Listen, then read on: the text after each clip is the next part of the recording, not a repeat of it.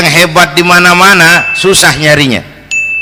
Baginda Rasul ini lagi duduk hebat, lagi jalan hebat, ada di pasar hebat, lagi di masjid hebat, di medan perang hebat, di depan anak-anak hebat, di mata musuhnya hebat, di depan sahabatnya hebat, di mata istrinya hebat, di mana-mana hebat. Lah susah nyari orang begini, Bang.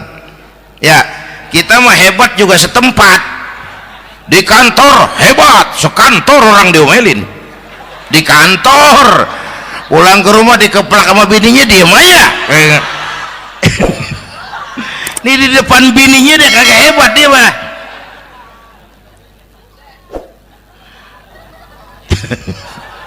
Oke, lalu kalau begitu soalnya apa yang mau kita contoh? Saya sampaikan.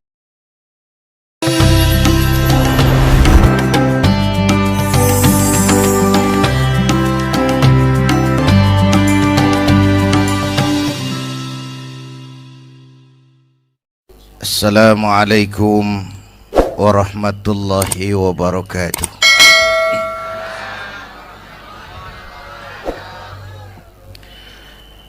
Alhamdulillahi wa kafa,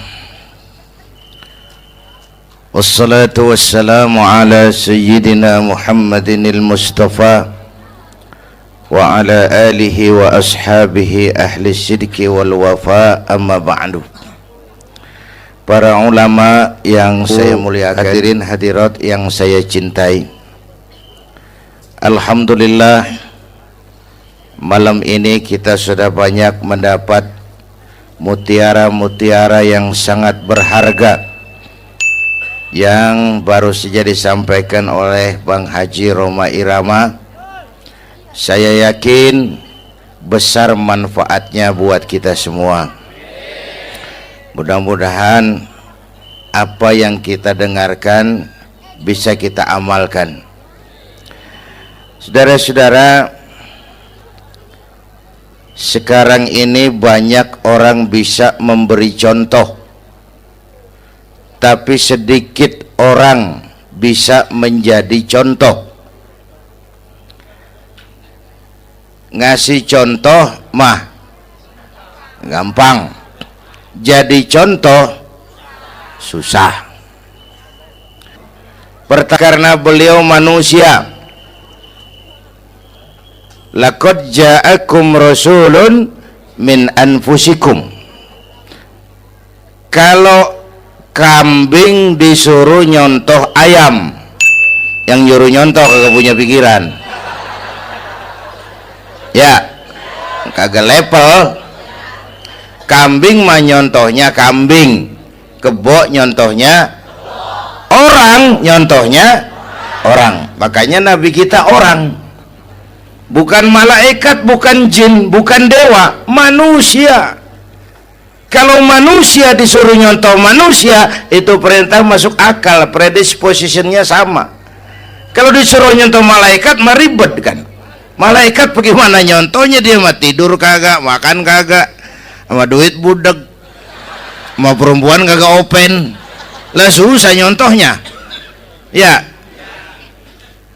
Superman tuh biar hebat nggak bisa dicontoh Superman. Bagaimana terbangnya? Lagian pakai celana dalam di luar, Pak.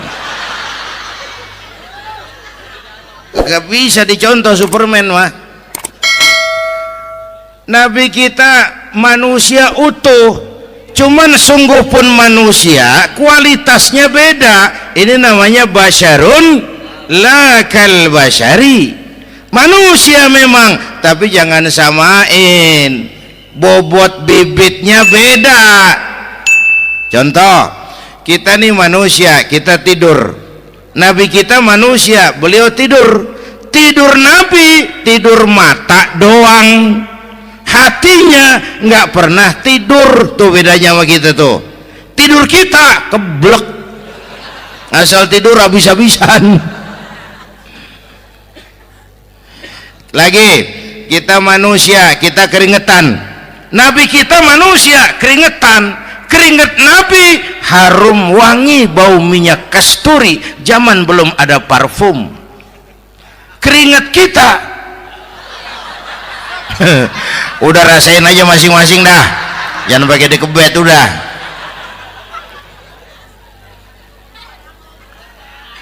Contoh lagi, kita nih manusia nih, kita beludah nggak? Nabi kita manusia, beliau juga beludah. Ludah Nabi obat, ludah Nabi. Itu pun waktu mau hijrah kan sama Sayyidina Abu Bakar, sampai di Gua Sur, Sayyidina Abu Bakar bilang, saya turun duluan ke gua ya Rasul. Ngapain? Bersihin gua, takut ada binatang berbisa. Silakan. Turun Sayyidina Abu Bakar bersihin gua. Bener tuh, tangannya digigit kalajengking. Sakit, ngebet, bengkak. Kalajengking Arab. Ya emang di Arab kejadiannya. Wuher nyaut aja badan. Ditahan aja. Udah aman ya Rasul, silakan turun. Lama-lama dalam gua berduaan kelihatan juga Sayyidina Abu Bakar mukanya pucat. Nabi tanya, "Ma baluka ya Abu Bakar?" Abu Bakar kenapa? Enggak apa-apa. Berat meninggalkan Mekah? Enggak. Malas hijrah ke Madinah? Enggak. Takut diubur-ubur Quraisy? Orang kata enggak, itu mah enggak. Lah kenapa muka kamu pucat? Tangan digigit kalajengking. Ngapa nggak ngomong dari tadi? Saya nggak mau nyusahin Tuhan ya Rasul. Biar saya tahan, asal jangan nyusahin Tuhan. Jangan begitu kau. Sini tanganmu, diambil sama baginda Nabi. Bismillahirrahmanirrahim. Cuh, diludahin, ringkes, sembuh saat itu juga. Ludah Nabi. Pengen tahu kita yang ludahin, bengkak campur koreng.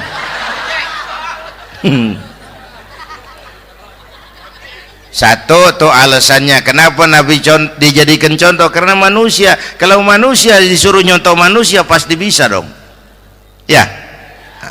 Yang kedua, karena tadi kata Bang Haji Oma, pribadinya itu pribadi yang multidimensi.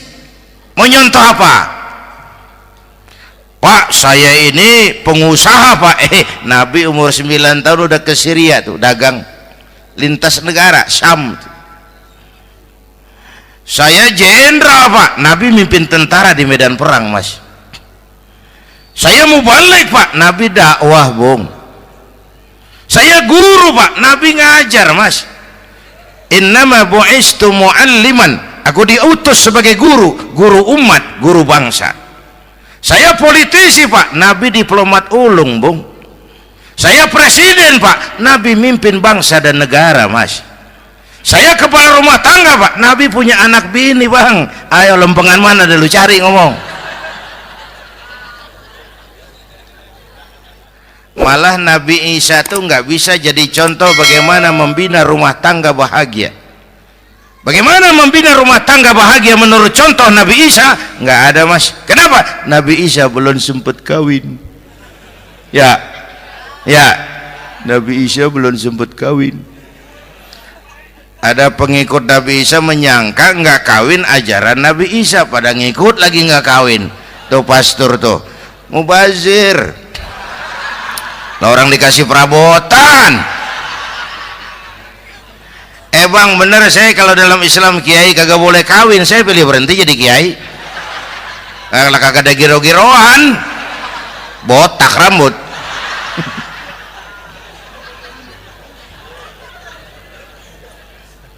Makanya Bang Haji Oma cerita poligami saya girang banget tadi. Bukan yang ngomong ahlinya soalnya.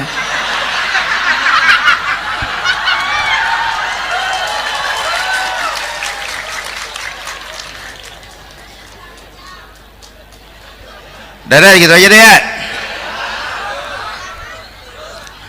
Nah kata Imam Busair nih yang dahsyat, ka'annahu wa huwa fardun fi jalalatihi fi ashkarin hina talqahu wa fi hasham.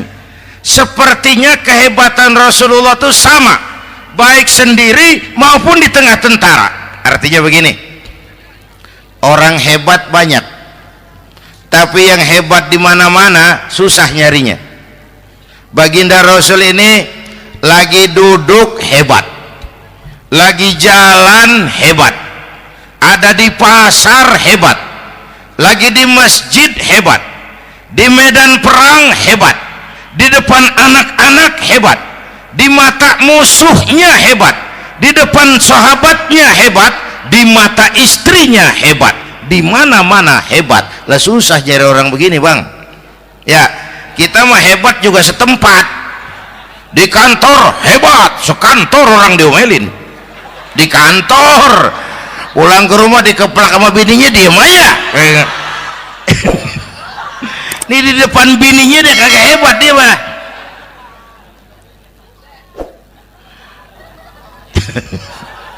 Oke, lalu kalau begitu soalnya apa yang mau kita contoh? Saya sampaikan 3 aja. Pertama, Nabi kita ini tokoh yang sejak kecil udah ditempa kesusahan. Bu, tadi kata Bang Haji, Islam mengangkat derajat kaum perempuan karena perempuan banyak melahirkan orang besar. Lihat Sayyidah Aminah, ibunda baginda Nabi, melahirkan anak pertama tanpa didampingi suami. Meninggal suaminya, sedih hatinya, remuk perasaannya, tapi tegar jiwanya. Dilahirkannya bayi bernama Muhammad, diasuhnya penuh kasih sayang, diantarnya menjadi orang besar dan memang dibesarkan oleh Allah. Itu contoh tuh, Bu. Bilangin anak-anak tong, bocah, Nabi ngangon kambing tong, sekolah tong, jadi orang gede. Baba lu tibang tamat SD, lu sarjana lu.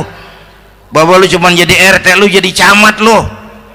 Biarin malu baba lu, pala jadi kaki, kaki jadi pala, asal lu terus sekolah. Bu, anak sekolahin, gelang doang digedein lu. Nih kan kita Betawi nih pendidikan ngentengin banget kotan. Udah dong, jangan tinggi-tinggi sekolah udah. Ngapa mak? Baba lu kagak sekolah, hidup noh. Hidup dong, pun jamu monyet juga hidup. Bu, anak sekolahin.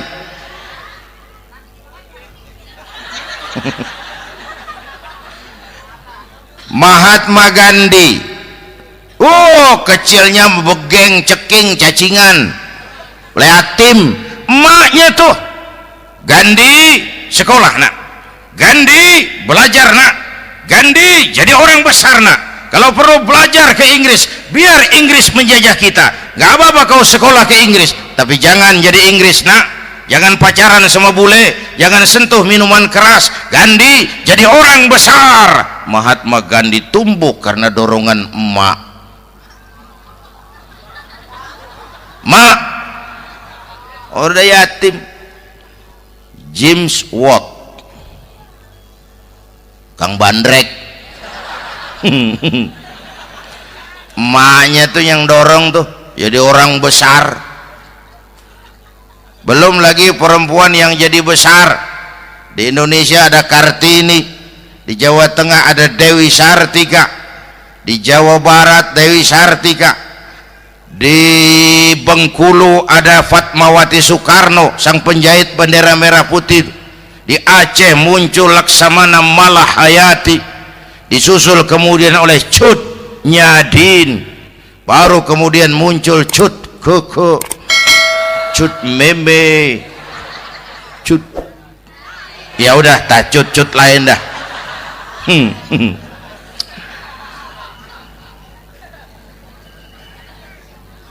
Nabi ke remajanya nggak dikolokin, tegar, tahan bantingan, nggak cengeng. Begini Bang, kalau bahasa kita nih, bahasa Betawi nih, orang mah Bang kalau udah biasa susah ketemu susah nggak kaget udah.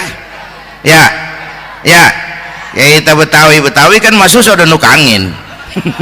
Susah mulu.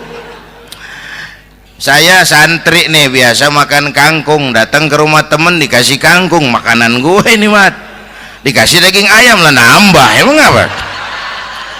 Orang mah kalau biasa susah enak, nggak kagetan.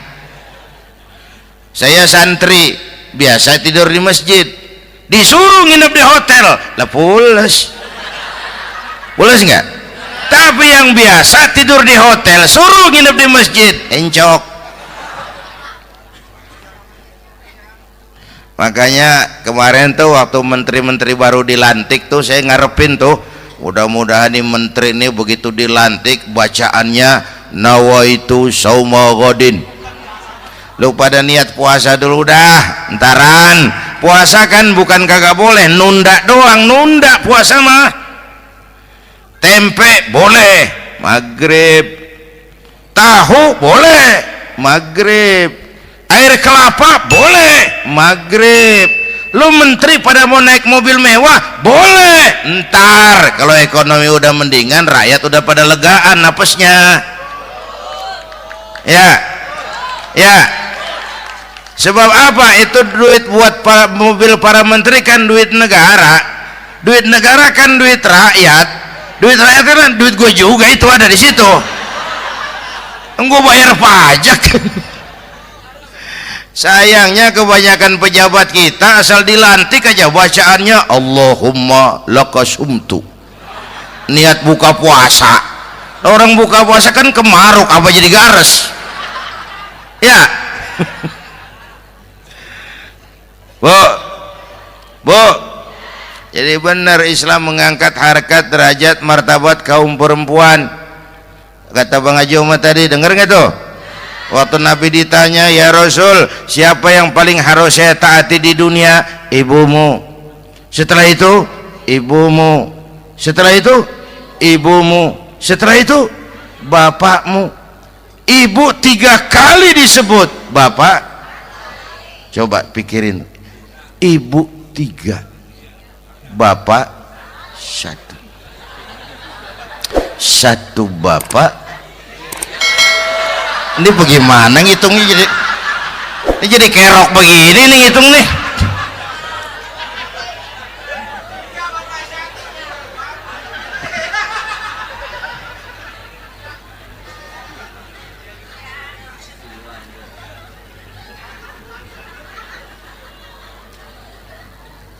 Jangan takut ngadepin susah. Hidup nih keras, kerja keras, peres keringat, banting tulang.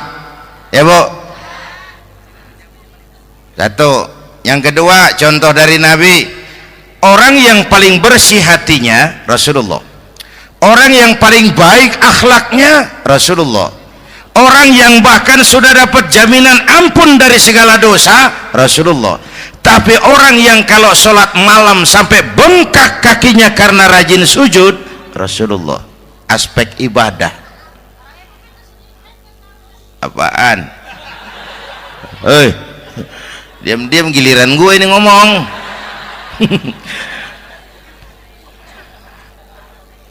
Lo ngomong lagi udah gue pulang.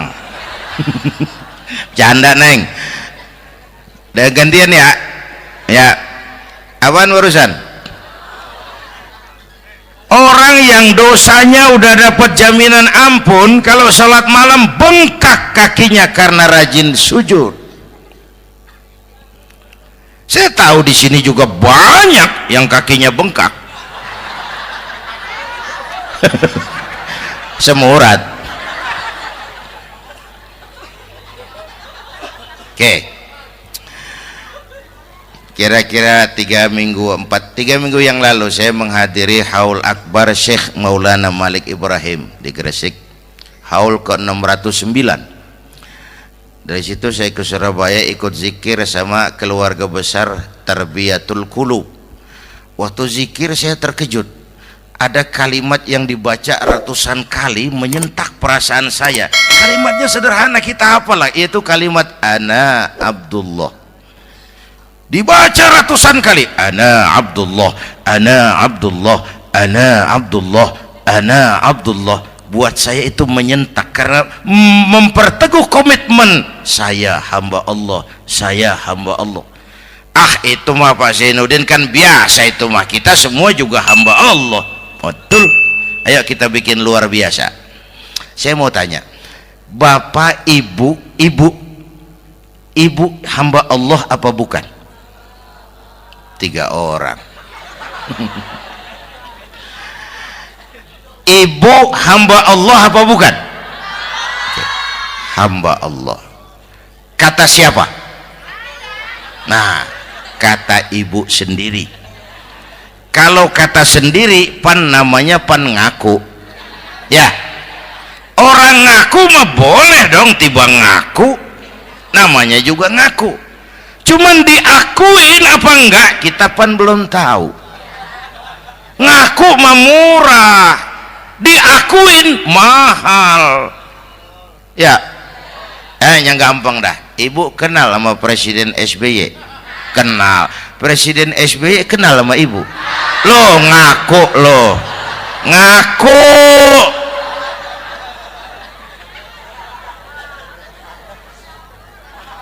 Saya hamba Allah, kata saya. Berapa banyak orang mulutnya hamba Allah, perbuatannya menyatakan dia hamba dunia, hamba harta, hamba jabatan, hamba setan, budak nafsu. Nggak sesuai ucapan sama perbuatan. Yuk jadi hamba Allah yang beneran. Jangan separuh-separuh. Kita mapan asal sakit mah hamba Allah. Ya Allah, ya Allah, lagi sakit, sehat ya dikit, keder, nyari masjid nggak ketemu.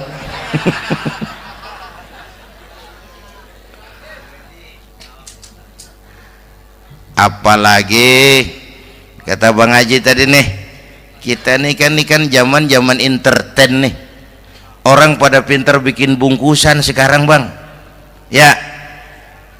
Abad entertain, orang pada bangun pencitraan. Tadi itu kiai sama dukun tipis bedanya. Dukun pada pasang iklan sekarang, ketik reg. Waduh, sampean lahir hari Selasa, nggak cocok di air, ono di hutan sono. Larang udah dagang es jadi berhenti, nggak cocok di air.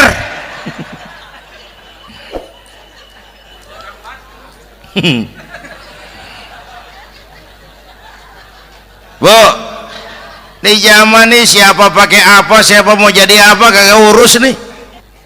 Bapak Ibu hadirin yang saya hormati, dan masyarakat kita ini kayak daun kering. Tahu daun kering? Gampang dikumpulin, susah diikat, berisik, gampang dibakar. Tuh daun kering. Penyakitnya kutil, kurang teliti, cepat heran, gampang kagum. Cepat heran, gampang kagum. Dulu ada tuh satu hari tabrakan di jalan kenceng, buah, korban jatuh belepotan darah, dikerubungin orang banyak. Datang wartawan mengambil gambar dari dekat, susah, orang banyak bener ngerubung. Cari akal nih wartawan, tolong saya dikasih jalan ke dekat korban. Orang nengok semua, saudara siapa? Saya bapaknya korban katanya. Dia ngaku bapaknya korban. Ya orang minggir semua, minggir, ini ada bapaknya korban. Orang minggir semua, dia maju ke depan korban. Sampai di depan korban pucat mukanya tuh wartawan. Kenapa? Yang ketabrak anak monyet Pak. Dia udah kedongan ngaku bapaknya korban.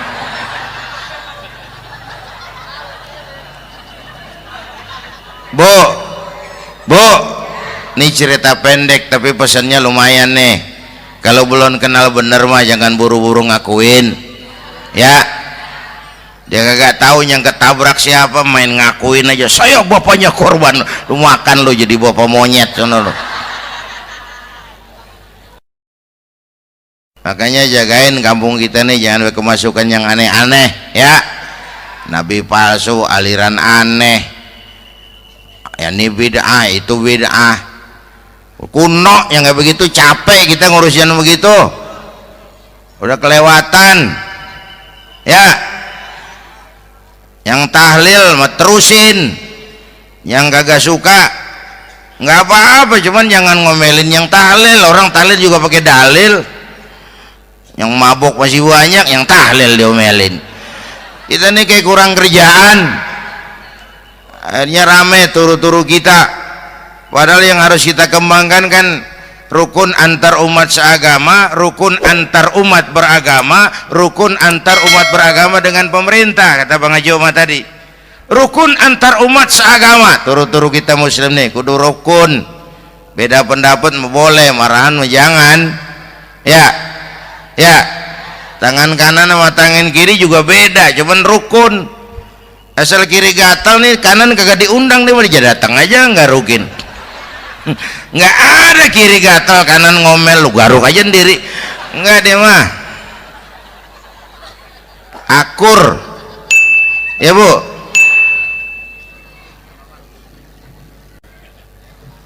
Yang kedua, rukun antar umat beragama. Islam ini rahmatan lil.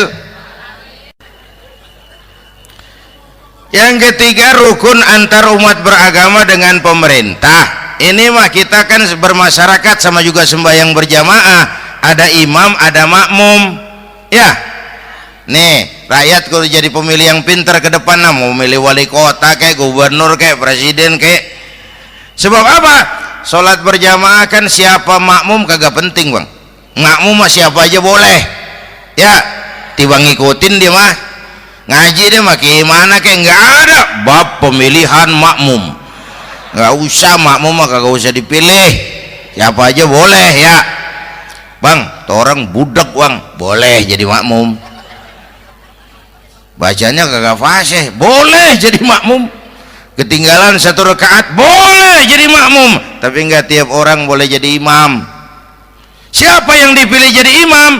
Pertama, a'lamuhum, kata Nabi, orang yang paling alim di kampungmu siapa? Angkat jadi imam. Yang paling alim, bukan yang paling tua. Tua juga kalau kejemur kisut. Dulu tuh Nabi Adam waktu diangkat jadi khalifah kan bekalnya apa? Wa 'allama Adam al-asma'a kullaha. Al-asma' ay al-ulumul katsirah. Dulu zaman Fir'aun perang sihir sama Musa, sekarang perang visi dan misi. Punya ilmu, bu, ngerti urusan dari tetek sampai bengeknya.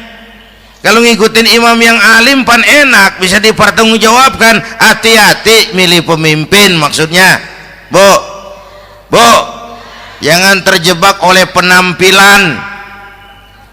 Emas pasti kuning, bener? Apa semua yang kuning pasti emas?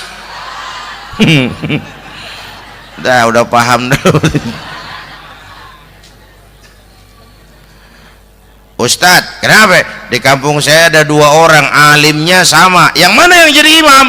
Afsahuhum, yang lebih fasih lidahnya. Yang satu alim pelok, yang satu alim kagak pelok. Nah, yang kagak pelok suruh jadi imam. Kenapa? Nggak sah orang fasih bermakmum kepada imam pelok. Ustadz, imam pelok, makmum pelok semua, sah. Namanya kampung pelok, biarin, susah diurusin udah itu. Apa sih artinya fasih? Yang enak deh, nyambung. Pegel kalau punya pemimpin kagak nyambung sama rakyat ya. Rakyat mau yang ngidul deh ngalor, rakyat mau yang ngulon deh ngetan, lah kan capek rakyat, kagak nyambung. Makanya kalau jadi imam pesan Nabi, idza amma ahadukumun nas falyukhaffif. Kalau kamu jadi imam, ringankan sholat kamu. Itu makmum nggak sama kekuatannya.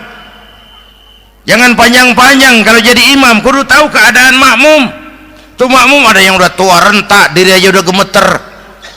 Ada yang punya darah tinggi, kalau sujud kelamaan palanya ngebet. Ada yang udah janji tuh makmum habis sembahyang mau terima duit. Kalau imam kelamaan, kalau saudan makmum. Ya, nyambung. Jangan udah diangkat jadi imam saenake dhewe. Salat Isya berjamaah, rakaat pertama selesai Fatihah Yasin. Makmum ikut mengikut, cuman bari ngancem. Besok gua tawiatin balik lagi udah. Kagak nyambung. Kalau nggak nyambung tuh capek, bu. Jangan tersenyum kepada orang buta, jangan berbisik kepada orang tuli, kagak nyambung. Orang buta diajak senyum, bagus sih maksudnya, cuman kan rada mubazir, orang kagak paham. Cari pemimpin yang nyambung. Kalau memang masyarakatnya suka tahlil, cari pemimpin yang suka tahlil. Rakyatnya suka maulid, cari pemimpin yang suka maulid supaya nyambung, kagak pegel kita.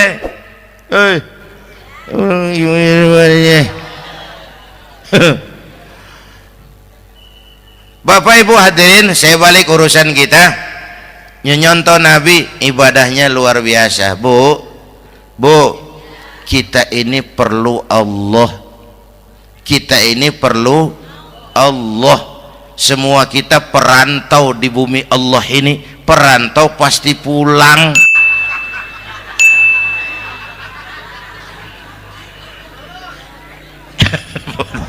Bolot.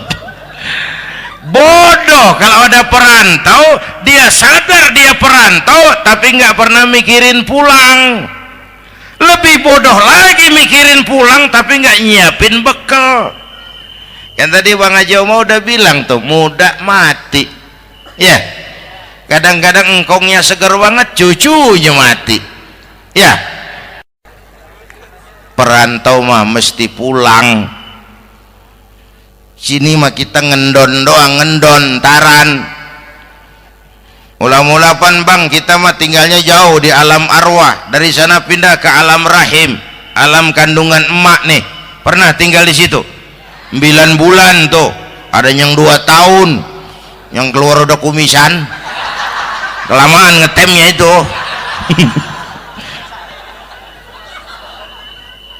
Dari sisi ini mau pantas ibumu, bapakmu, karena alam rahim fisik dan psikis emak lebih capek dari kita bapak. Kita mah orang laki mah, kita mah pan investor gitu mah, nanam modal doang. Yang ngolah pabrik kan emak tuh, ya mak. Pabrik. Anak-anakku remaja, pemuda yang hadir, masya Allah, emakmu, emakku, emak kita semua nih, dari mulai ngidamin kita udah kita seksa nih emak nih. Dari mulai ngidamin kita udah kita seksa emak nih. Muntah nggak urus. Mending ada yang dikeluarin mah enak, lega. Ini kagak ada apa-apanya. Bener mak. Yang dipengenin yang kagak musim.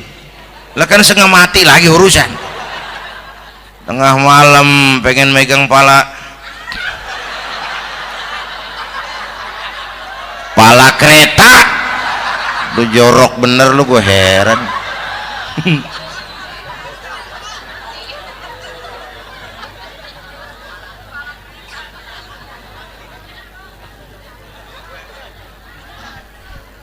Bapak Ibu hadirin, yang ketiga terakhir, contoh dari baginda Nabi, modal utama perjuangannya adalah akhlak. Memperbaiki akhlak, pakai akhlak. Rasulullah ngajak, bukan ngejek. Rasulullah merangkul, bukan mukul. Rasulullah pakai argumen, bukan pakai sentimen. Tujuannya adalah kebenaran, bukan menang-menangan. Prinsip dakwahnya basyiru wala tunafiru, yassiru wala tu'assiru. Gembirakan orang, jangan ditakut-takutin. Mudahkan urusan orang, jangan dibikin sulit. Di masyarakat memang mendingan rakyat rendah berakhlak tinggi daripada pejabat tinggi berakhlak rendah. Dulu tahun 50-an orang kita kalau pergi haji ke Mekah 6 bulan. 6 bulan tuh orang udah pada lupa aja baru pulang. 6 bulan orang yang ada cuman kapal laut, Mekah Madinah onta, banyak rampok lagi di gurun pasir Baduy itu. Dulu orang tua kita belajar manasik, kalian belajar silat. Sekarang karena kemudahan kemajuan ilmu menciptakan Boeing memotong waktu 5 bulan, orang pergi haji cukup sebulan. Bapak Ibu hadirin yang saya hormati, oleh karena itu menjaga nilai-nilai akhlak itu penting. Kepada siapa kita harus berakhlak? Pertama, kita harus berakhlak kepada Allah. Bagaimana caranya? Jangan menyekutukannya dengan sesuatu pun. Yang kedua, jangan menyembah kecuali hanya kepadanya. Yang kedua, kita harus berakhlak kepada sesama tadi itu. Yang ketiga, kepada lingkungan. Saya dulu masih zaman ada almarhum kakek saya, engkong. Kampung saya banjir, air masuk ke rumah. Saya teriak, "Kong, banjir, Kong." Engkong saya ketawa, "Biarin, bukan salah air." Habis, salah lu. Salah kita bagaimana, Kong? Lah lu tempat air lu tempatin. Yang punya tempat datang ya kagak ngerti, ini tempat gua, ini di sini nggak pada lu, lah banjir. Engkong saya nggak makan bangku sekolahan, tapi wise, Pak. Air kan bukan musuh, air kan temen kan kudu punya tempat. Lalu kagak punya tempat, pantas kemana dia ngayap, banjir. Ya, dulu saya remaja ngaji babul istinja, kiai ngajar makruh buang air kecil di tanah berlubang. Saya tanya, kenapa makruh, Kiai? Pertama, untuk alasan kesehatan. Siapa tahu di lubang yang kamu kencingi ada gas beracun. Kalau tidak, Kiai, kalau tidak, maka artinya melindungi binatang yang ada di dalam lubang. Siapa tahu di lubang yang kamu kencingin ada semut. Sedang rapat membahas laporan Susno 2Ji. Apa dosanya lalu mati dikencingin? Ini namanya rahmatan li semut. Saya mau bilang alam sekarang tidak seramah dulu karena kita juga nggak ramah sama alam. Bapak Ibu hadirin yang saya hormati, padahal watak Islam rahmatan lil alamin. Inilah barangkali